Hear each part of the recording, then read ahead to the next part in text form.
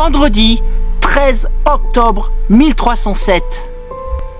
Dans toute la France, les sergents du roi de France, Philippe le Bel, viennent dans des endroits comme ici. Ils tapent à la porte des commanderies pour entrer, investir les lieux et arrêter tous les Templiers.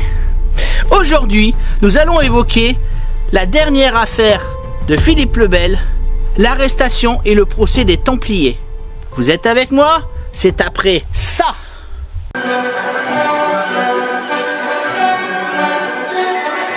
Salutations compagnons et compagnonnettes, je suis Baillant Taillefer, forgeron médiéviste, historien à 16 heures ou le contraire. Si vous ne l'avez pas encore fait, n'oubliez pas de vous abonner, de partager et de liker. J'ai besoin de chacun de vous pour faire avancer la chaîne. L'affaire des Templiers, l'arrestation et le procès des Templiers, c'est, d'après tout le monde, la grande affaire du règne de Philippe le Bel. Comme nous le savons tous, Philippe le Bel a donc forcé la main du pape Clément IV pour obtenir un procès. Après avoir fait arrêter tous les Templiers de France et de Navarre, alors qu'il n'en avait même pas le droit. Car n'oublions pas, les Templiers sont un ordre militaire monastique. Ils dépendent uniquement et simplement du pape. Seul le pape avait autorité pour donner à Philippe le Bel le droit d'arrêter tous les membres de cet ordre. Mais évidemment, vous connaissez le caractère de Philippe et sa volonté que nul ne peut altérer. Mais au fait, pourquoi avoir arrêté les Templiers? Revenons un peu en arrière. Nous sommes en pleine période de croisade. Nous sommes au début du XIIe siècle. Des chevaliers, des comtes et des princes ont donc fondé 4 royaumes latins en Terre Sainte, sur les terres musulmanes à l'origine. Il s'agit dans l'ordre du royaume de Jérusalem, de la principauté d'Antioche, du comté de Tripoli, le Liban actuel, et du comté d'Édesse. Or, il se trouve que le comté d'Édesse vient d'être repris par les Turcs seldjoukides. Alors se met en marche la seconde croisade. Et en même temps, un chevalier qui a longuement visité les lieux et s'est battu avec les croisés a décidé de créer une milice. Il s'appelle Hugues de Payns. Et avec son confrère Geoffroy de Saint-Omer, il rassemble une dizaine de chevaliers et les voilà en train de défendre les chemins qui mènent des ports de la Terre Sainte à Jérusalem. Ils se mettent en devoir de protéger les pèlerins venus se recueillir au Saint-Sépulcre. Nous sommes en 1118-1120, la date n'est pas vraiment certaine. Par contre, ce qui est certain, c'est qu'en 1127, Hugues de Payns revient en Europe pour trouver des volontaires prêts à se battre avec ses compagnons et pour trouver de l'argent. Il lui faut également l'aide de l'Église pour avoir une reconnaissance de sa milice. Cette milice qu'il va nommer la milice des pauvres chevaliers du Christ.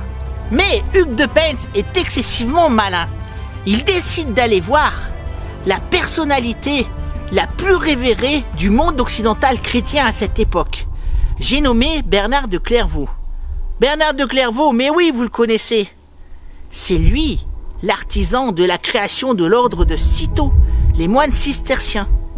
Il arrive à convaincre Bernard de la beauté et de la grandeur de son combat pour défendre le tombeau du Christ et les pèlerins qui viennent le visiter, tant et si bien que Bernard va lui rédiger un manifeste, un texte qui va être diffusé auprès de l'Église. Ce texte s'appelle De Laude Novae Militiae, c'est-à-dire louange pour la nouvelle milice.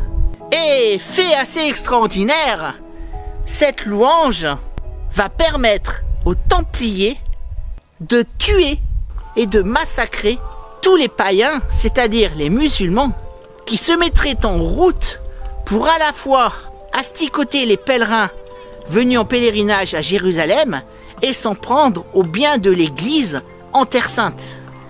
Alors évidemment, vous voyez la contradiction qu'il y a entre le message du Christ, tu ne tueras point, le même Christ qui a ordonné à Saint Pierre de rentrer son épée, alors que lui-même était arrêté par les soldats envoyés par le Sanhédrin. Mais ici, Bernard nous explique doctement que tuer des infidèles n'est pas une activité criminelle, tant qu'il s'agit de défendre le Christ et ses pèlerins. Alors évidemment, comme nous le verrons plus tard, ce précepte va créer de gros problèmes pour la suite de la survie des Templiers. Mais nous n'en sommes pas encore là. Alors Hugues de Payns a tellement bien plaidé sa cause, et Bernard a tellement fait un plaidoyer vibrant pour la cause des Templiers, que l'Église décide en 1129 de reconnaître cette milice.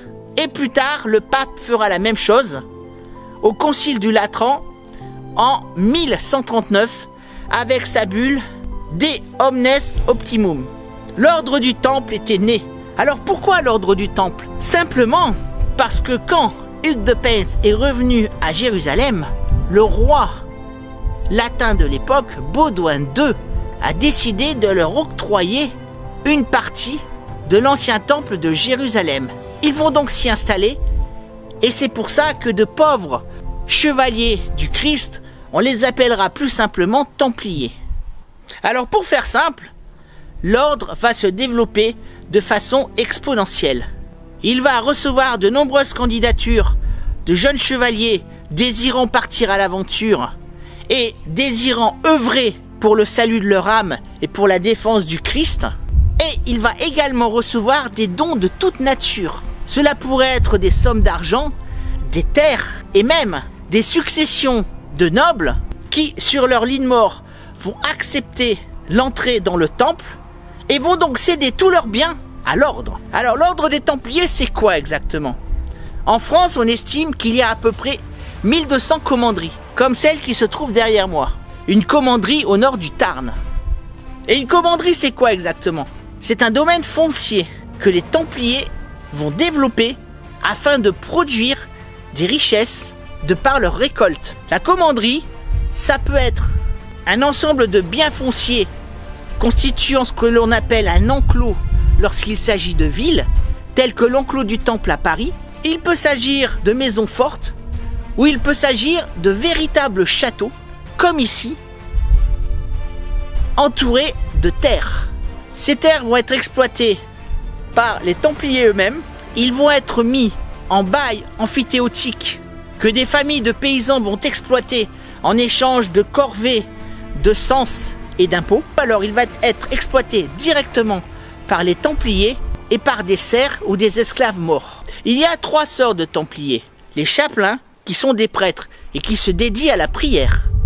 Les moines soldats, qui peuvent être soit des chevaliers, dans ce cas-là, ils portent la robe blanche à croix rouge, soit des sergents d'armes ou des fantassins, dans ce cas, ils portent la robe noire à croix rouge, ou encore des frères dédiés à l'exploitation agricole ou à l'artisanat. Il faut savoir que les terres des Templiers sont extrêmement bien exploitées. Leur façon de pratiquer la jachère ainsi que le compostage est une véritable leçon d'agronomie, même pour nous actuellement au XXIe siècle. Alors évidemment, au début, jusqu'en 1250, tout va bien pour l'ordre du Temple. Ils se battent férocement en Terre Sainte et ils récoltent des fonds pour envoyer justement à leurs frères sur le front, à l'Est. Les dons affluent, les conversions sont nombreuses. De nombreux chevaliers veulent devenir Templiers. Et puis, à partir de 1250, les choses vont changer. Pourquoi? Je vous en parlerai dans la prochaine vidéo. Alors si cette vidéo vous a plu, vous pouvez liker, vous abonner et partager. Vous savez que j'ai besoin de vous pour faire avancer la chaîne. Je vous dis à bientôt pour une prochaine vidéo et comme vous le savez, l'histoire, c'est toi qui l'as fait.